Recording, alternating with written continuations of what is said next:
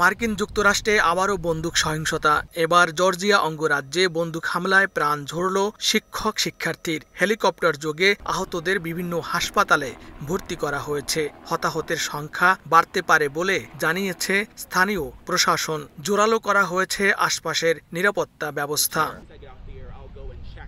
স্থানীয় সময় বুধবার সকালে অঙ্গরাজ্যের রাজধানী আটলান্টা থেকে প্রায় ৭২ কিলোমিটার উত্তর পূর্বে উইন্ডার শহরের একটি স্কুলে ১৪ বছর বয়সী এক ছাত্র এলোপাতাড়ি গুলি চালালে এ হতাহতের ঘটনা ঘটে। খবর পেয়ে পুলিশ এসে পরিস্থিতি নিয়ন্ত্রণে নেয় এবং সন্দেহভাজন ওই ছাত্রকে আটক করে। তার বিরুদ্ধে হত্যার অভিযোগ আনা হয়েছে, তবে তার পরিচয় প্রকাশ করা হয়নি। জানানো হয়নি হামলার কারণ। এ ঘটনার পর লকডাউন ঘোষণা করা হয় ওই এলাকার সব স্কুল। এদিকে স্কুলে গুলির ঘটনার নিন্দা জানিয়েছেন মার্কিন যুক্তরাষ্ট্রের প্রেসিডেন্ট জো বাইডেন ও ফার্স্ট লেডি জিল বাইডেন।